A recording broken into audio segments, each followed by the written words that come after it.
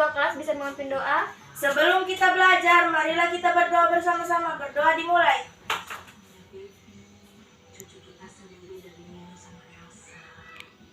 Selesai.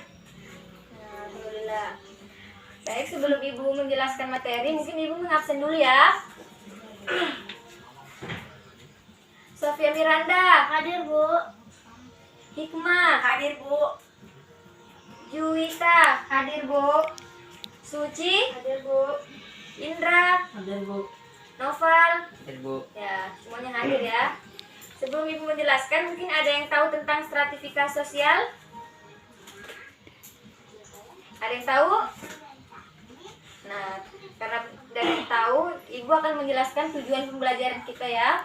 Yang pertama itu menjelaskan pengertian stratifikasi sosial menurut ahli. Yang kedua, menjelaskan macam-macam stratifikasi sosial menurut Bossard dan Bill. Dan yang terakhir, menjelaskan fungsi stratifikasi sosial. Nah, Ibu akan menjelaskan pengertian stratifikasi sosial.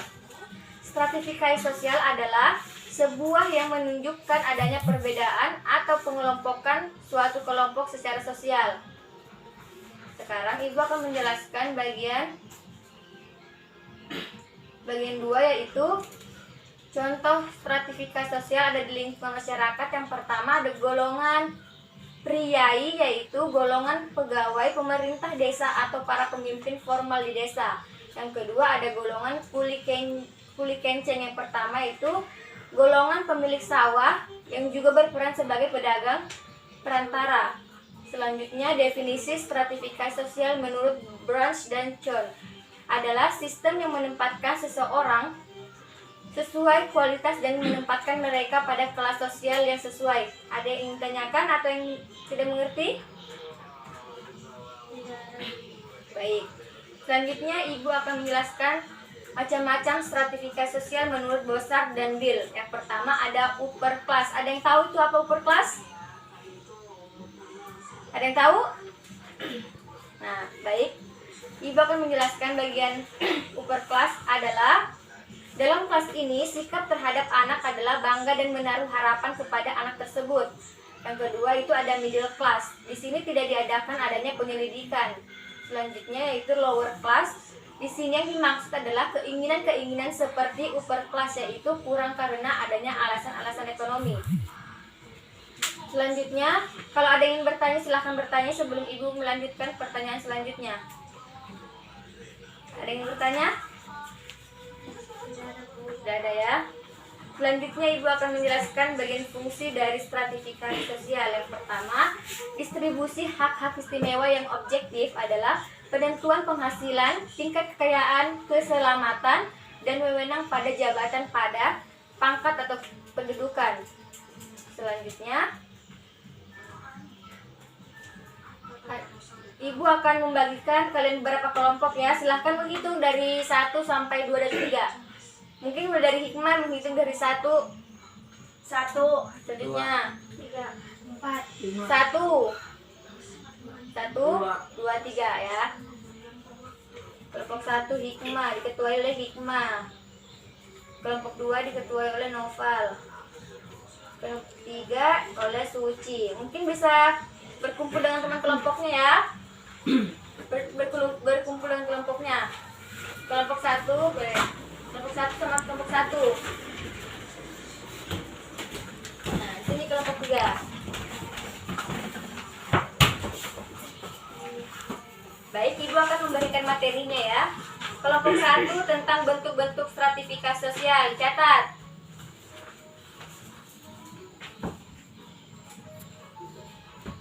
Sudah? Sudah, Bu. Nah, kelompok 2 tentang menguraikan definisi stratifikasi sosial. Kelompok 3 unsur-unsur stratifikasi sosial. Sudah semua? Sudah, Bu. Ibu akan memberikan waktu selama 5 menit untuk berdiskusi kepada teman kelompoknya ya. Kalau sudah silahkan bertanya, dan kalau ada yang tidak tahu bertanya ya. Ibu mulai dari sekarang.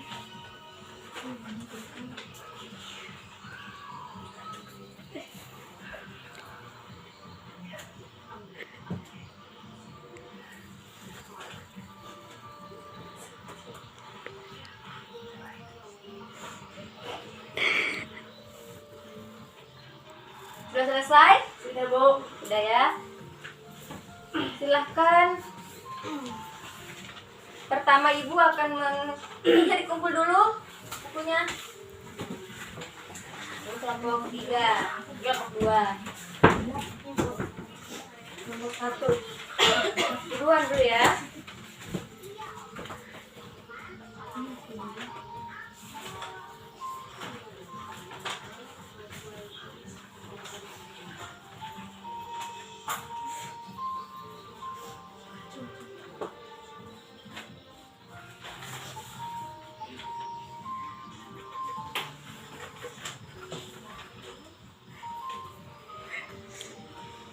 Nah, baik. Nah, ibu akan memanggilkan ketuanya untuk mengambil bukunya ya. Kelompok 2. Kelompok 1. Dan kelompok 3. Nah, baik, selanjutnya ibu akan menunjuk kelompok 1 untuk menjelaskan hasil diskusinya. Baik teman-teman, saya akan menjelaskan hasil diskusi tentang bentuk-bentuk stratifikasi sosial.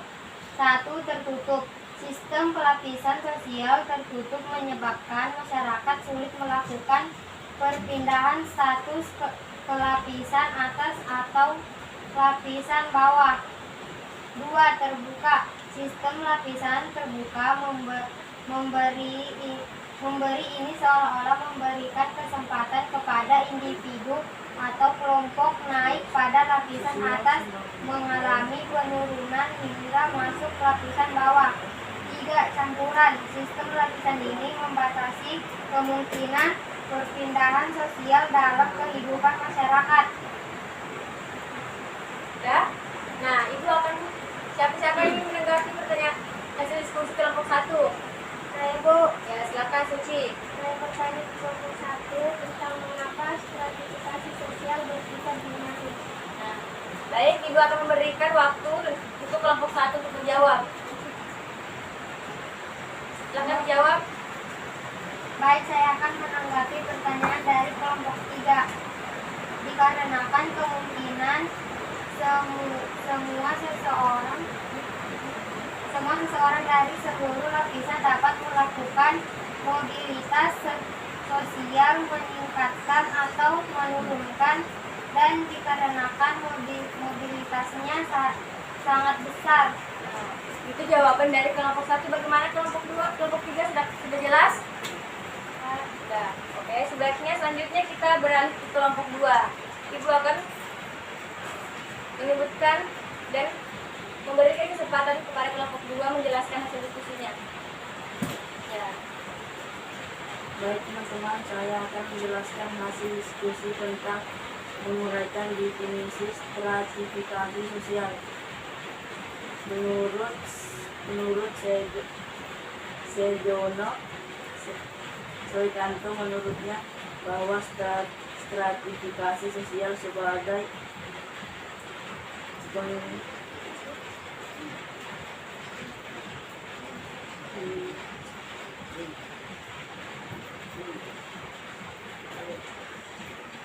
Sebagai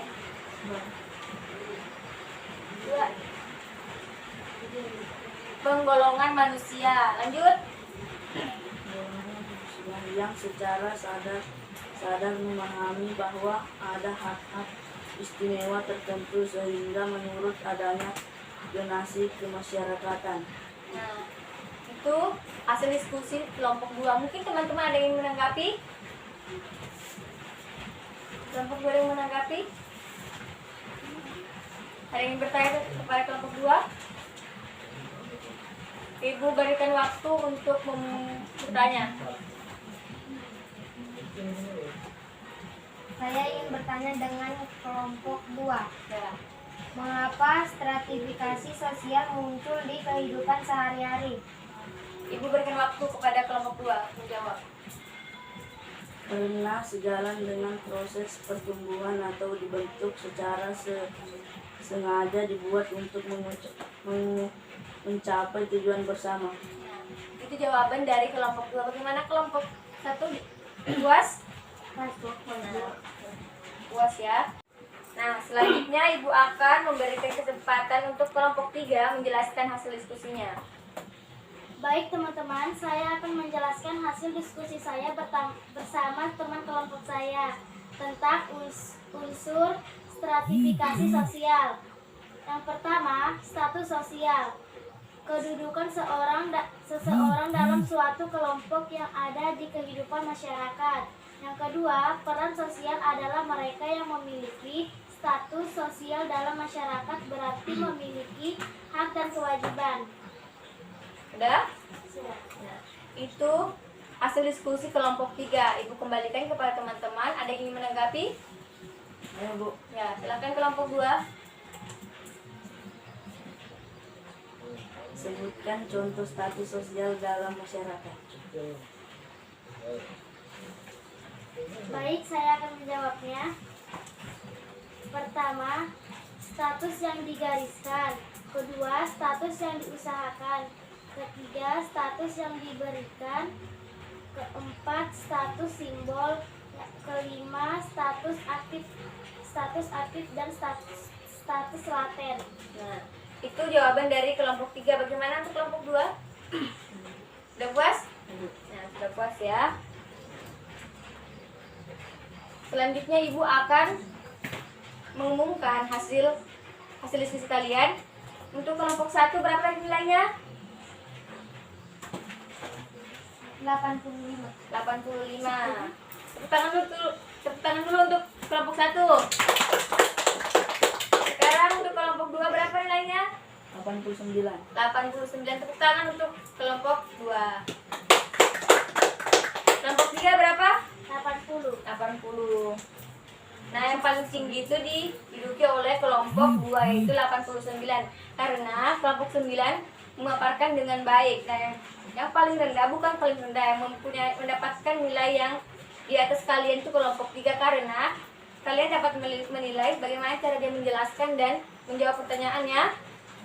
Ya, Bu. Nah, Ibu akan menjelaskan pertemuan kita selanjutnya yaitu tentang interaksi sosial. Sebelum kita menyelesaikan materi ini, mungkin bisa diperbaiki dulu bukunya.